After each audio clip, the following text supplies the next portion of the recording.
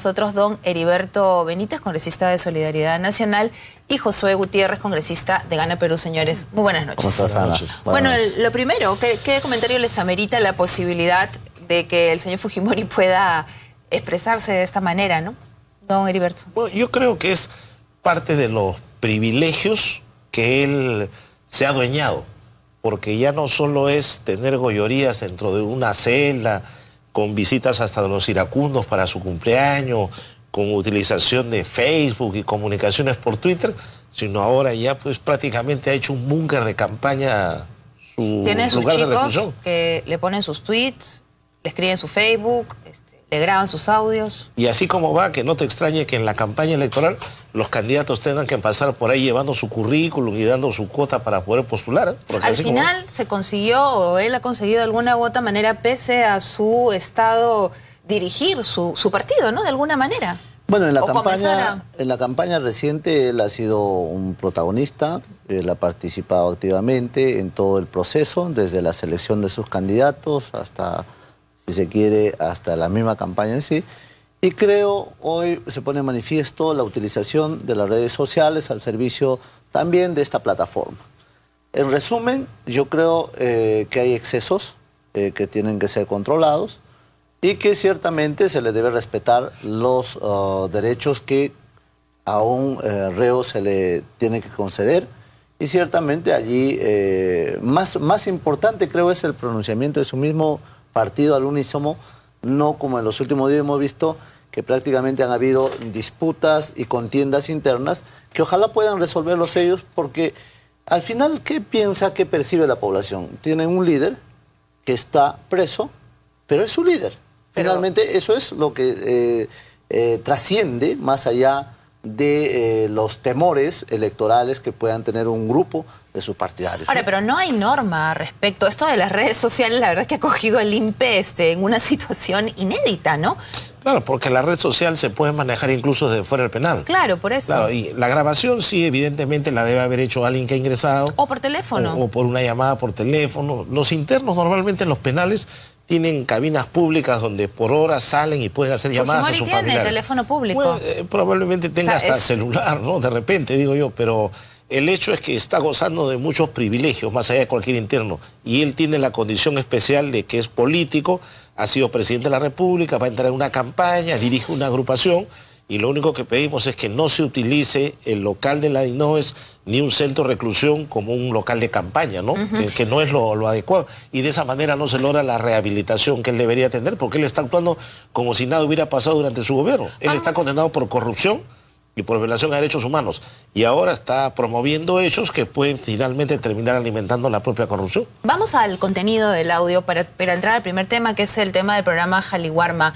¿Usted coincide? Yo recuerdo que Prona sí ha tenido algunas o muchas dificultades, que era un programa que estaba desgastado, que era un programa que tenía filtraciones, que era un programa que se utilizó de manera proselitista incluso en el gobierno del ingeniero Fujimori. Pero bueno, él dice que no, que era maravilloso. Bueno, pero el PRONA se funda justamente en ese tipo de escenario, en un momento electoral muy marcado y ciertamente vinculado a los sectores más vulnerables.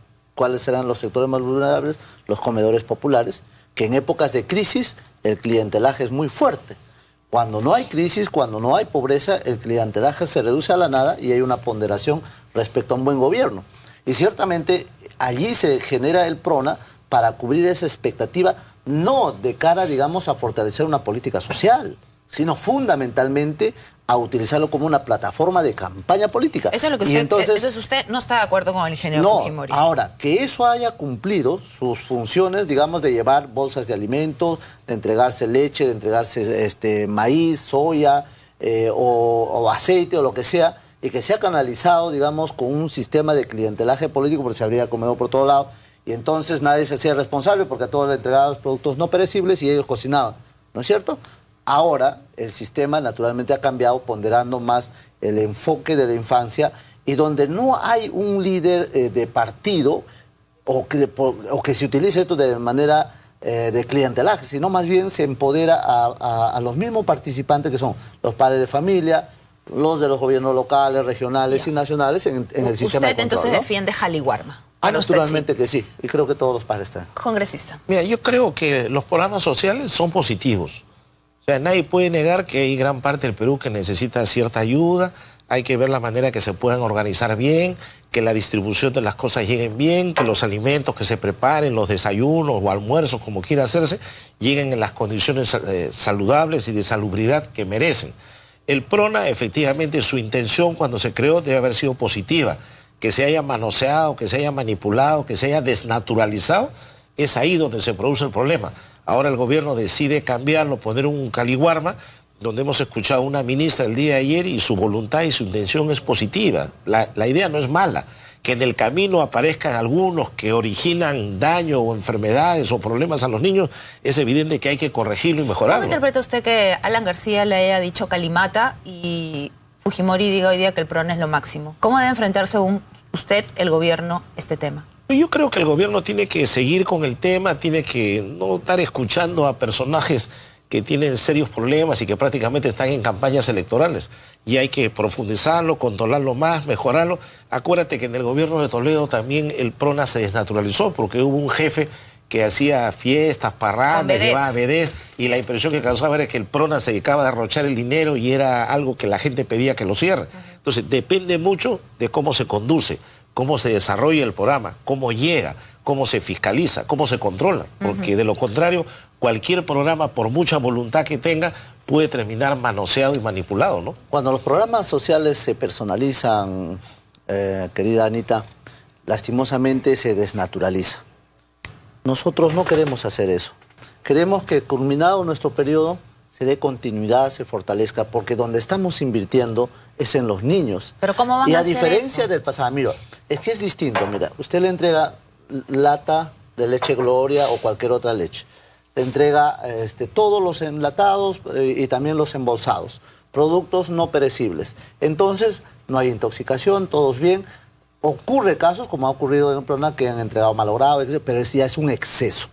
Pero cuando uno tiene un manejo de dirección con productos perecibles, los riesgos siempre van a haber. Lo que hay que hacer es minimizar esos riesgos a la mínima expresión. Claro, mire, la diferencia entre PRONA y Jaliwarma, muchos la tenemos clara. Aquí la pregunta es, como le dije al congresista Heriberto Benítez, este tema ya lamentablemente tiene un cariz político, dado que los expresidentes, uno preso y el otro investigado, salen con su escopeta pues a atacar. Entonces ahí le pregunto yo, ¿cuál es la muñeca política que va a tener su partido, que es el de gobierno, para enfrentar esta situación? Bueno, vamos a enfrentarlo con serenidad y con verdad, ponderando mucho más y fortaleciendo mucho más las organizaciones que están dirigiendo este proceso, porque no estamos hablando, repito, de personalizar el tema en una persona, sino más bien de organizaciones que tienen que ser cada día más fuertes. Es verdad que al momento de lanzarse no existían esas pequeñas empresas para dar el soporte nutricional, que esa era la gran idea, el gran norte, la gran orientación que teníamos. Sin embargo, hoy sí ya vemos cómo las mismas personas, las empresas vienen sofisticando su sistema, empezando a implementar nuevos conceptos de alimentación. El sistema nutricional es mucho más variado aún, se está aumentando, se está perfeccionando. Y yo creo que en el momento que se llegue a dar un estándar de calidad, evitaremos todos estos escándalos que en los últimos días se han hecho manifiesto con relación, por ejemplo, a dar una leche avinagrada. Y naturalmente un producto perecible en horas ya empieza a descomponerse. No es cuestión de días. Entonces es mucho más delicado, pero ciertamente más efectivo, Ana. Cuando nosotros hemos visitado a los centros educativos, hay dos efectos. Primero, que los niños se están alimentando todos sin excepción. Y esa es la consulta al unísono. Y segundo, que los padres de familia están conformes con esa alimentación. Y tercero, los maestros o las maestras, cuando se le pregunta qué ha cambiado en los niños respecto a este proceso. Ha cambiado que hoy tienen mayor atención, están más concentrados y por lo tanto están con mejores condiciones de poder recibir las clases durante las horas que se pueda desempeñar. Ahora, este tema de este ataque a Jaliwarma ha venido por la entrevista que dio el presidente Ollanta Humala hace 2 días. Mira, yo creo que Ollanta Humala... O sea, ha venido los ataques, perdón, disculpe que lo interrumpa Heriberto, los ataques de los expresidentes, el tema ya estaba siendo cuestionado. Claro, pero digo, Ollanta Humala lo que ha hecho es recordar la historia política del Perú. En los últimos 30 años, todos los que han ejercido la presidencia de la República han terminado involucrados en corrupción y en violación a los derechos humanos. Alan García, su primer periodo 85-90, problemas de corrupción, enriquecimiento ilícito, y el Poder Judicial lo salvó por la prescripción. Fujimori del 90 al 2000, condenado por corrupción y por violación de derechos humanos, hoy día preso, 25 años en la cárcel. Vuelve, pasa a Toledo, su periodo ahora termina con problemas de corrupción, Ecoteva y otros casos más de enriquecimiento ilícito y probable lavado de activos. Vuelve Alan García y termina con los narcoindultos, colegios emblemáticos, BTR. Entonces la historia política del Perú dice en los últimos 30 años los presidentes o presos o con problemas de corrupción. Eso es decir la verdad, eso es recordar la historia política. Yo no sé por qué el señor García se pone hepático, comienza a atacar. En la mañana insultar. el señor García ha salido como un cañón. Descontrolado está. Y lo que han hecho es recordar la historia del Perú. Por eso es que incluso nosotros hemos presentado un proyecto para instaurar el juicio de residencia, para que cuando un presidente de la República termine su mandato pueda ser sometido durante un año a una investigación, una depuración para ver si hay algún indicio de enriquecimiento ilícito u otro delito. Necesitamos eso porque la historia política nos reclama. Todos los que han pasado por Palacio de Gobierno salen con problemas. Ahora, lo cierto es, congresista, que si bien es verdad lo que dice el congresista Benítez, bueno, el señor García es un gran político y ha salido pues a utilizar la muñeca política que tiene para su beneficio. También es cierto que el presidente Humala, no sé cómo lo ve usted, le hago la pregunta, no tiene mucho expertise, ¿no? Entonces, el tema del diálogo que estaba de alguna manera dándole un oxígeno al primer ministro, lo echó al suelo con estas declaraciones. Entonces, digamos, ustedes cuando se reúnen con el presidente o como bancada, ¿no tienen una estrategia para poder, digamos, ayudar políticamente al presidente? A ver, ahí hay un tema de conceptos, ¿no? La política tradicional está teñida, pues, de mucha hipocresía. La política tradicional está teñida de un manejo muy sutil de temas como una verdad bien dicha, como lo ha expresado el presidente. No hay ninguna mentira ahí. Ha dicho que a él le preocupa que, por un lado, estemos bien en la calificación de riesgo, en la calificación crediticia respecto al sistema económico que vive al país. Tenemos a puertas una presentación muy importante en APEC que seguramente va a mejorar nuestra calidad y nuestra calificación crediticia en el mundo.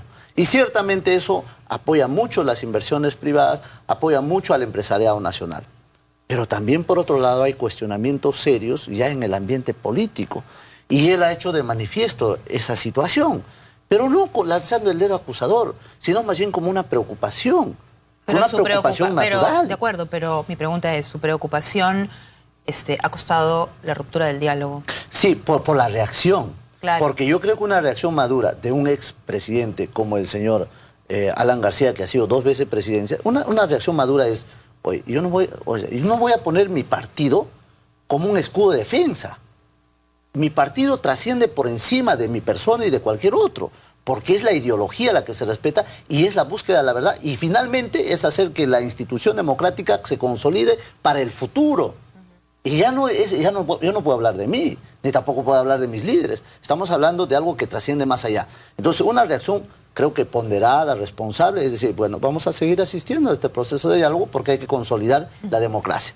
Y lo segundo es que una reacción desproporcionada, no solamente en el sentido de decir, oye, yo no voy a la mesa, al diálogo con la PCM, sino además él cuestiona seriamente la conducta de un presidente por su baja popularidad, cuando no sabe o cuando no recuerda el señor García que en el mismo periodo de gobierno él ni siquiera llegaba al 20% de aprobación. Y nosotros no bajamos del 30%, pero tampoco eso nos anima a decir que nosotros somos mejores. Ahora, por lo segundo, nosotros como gobierno vamos a dejar algo histórico en el país. No nos preocupamos por la imagen de un presidente, lo que nos preocupamos por la imagen del país.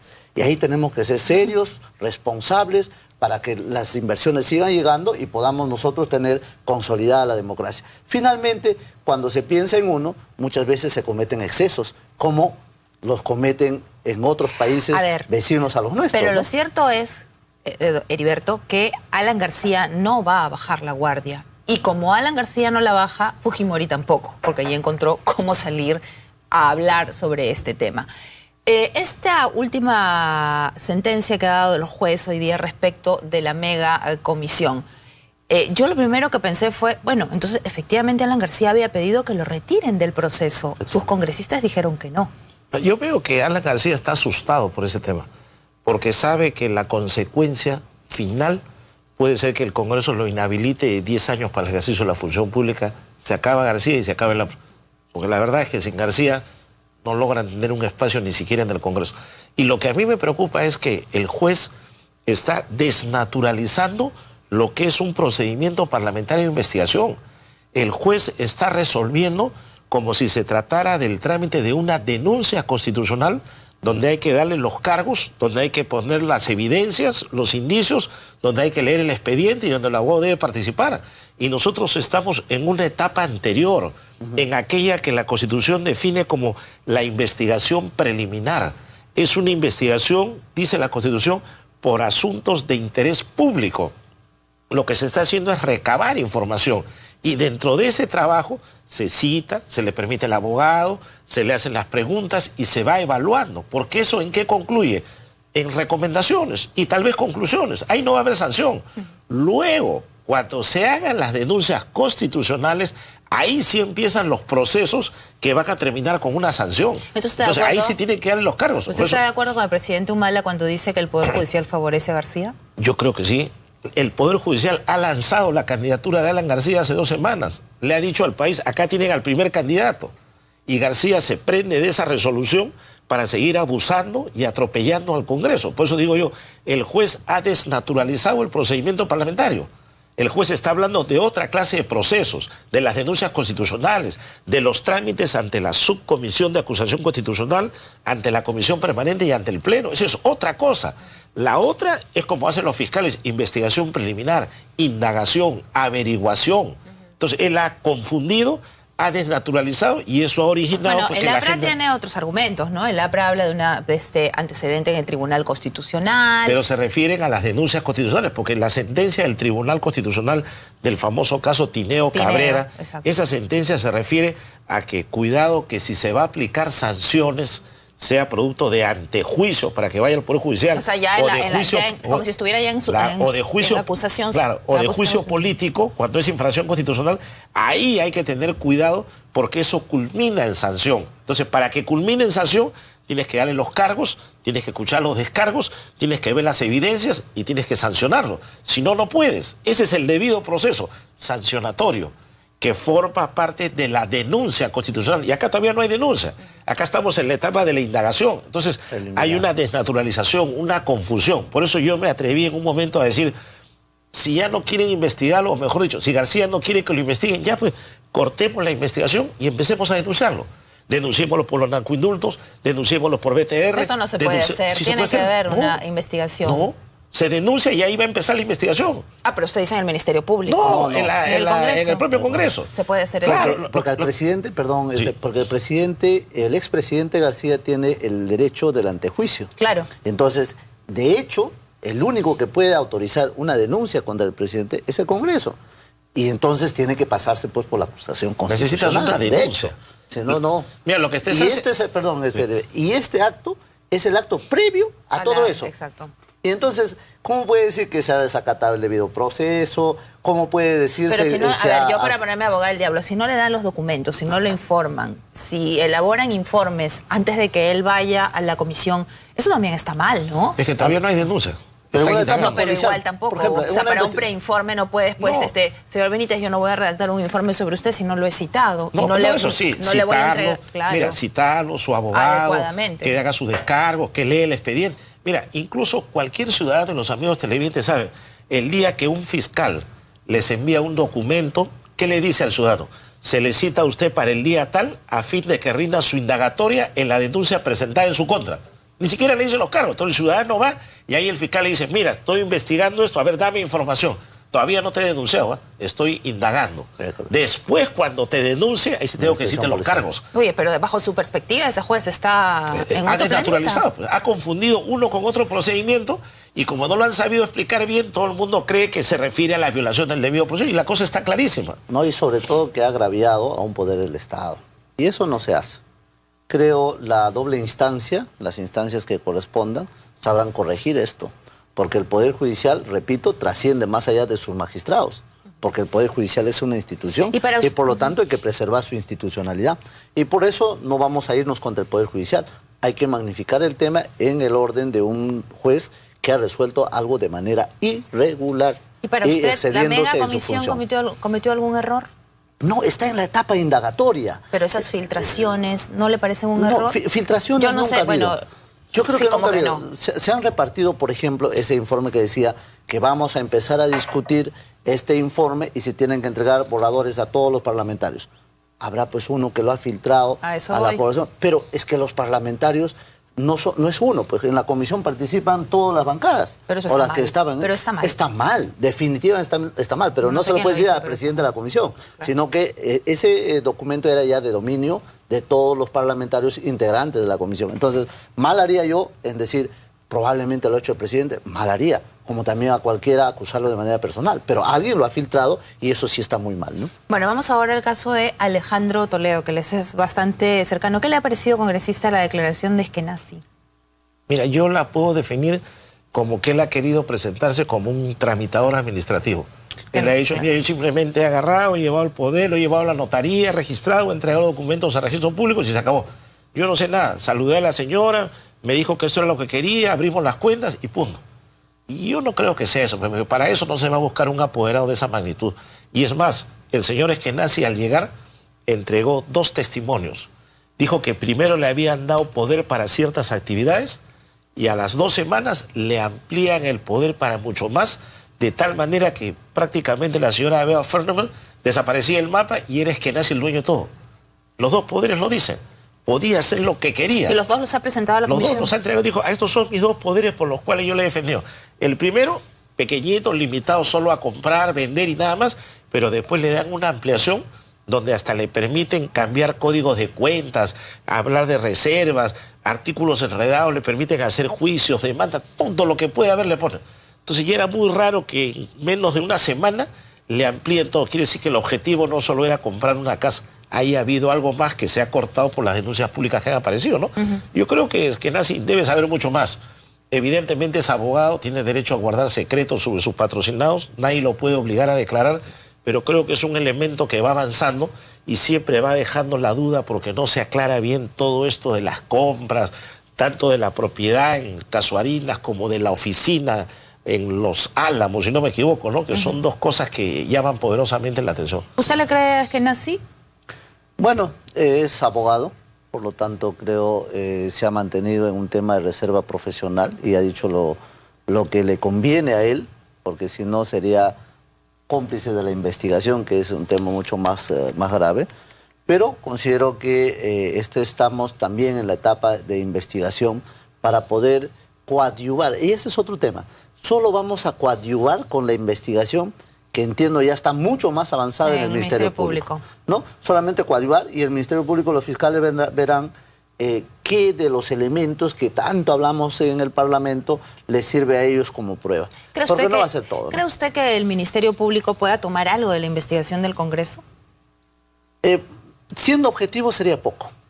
Siendo objetivo sería poco porque todo lo que hasta ahora se ha hablado en el Parlamento ya se sabe.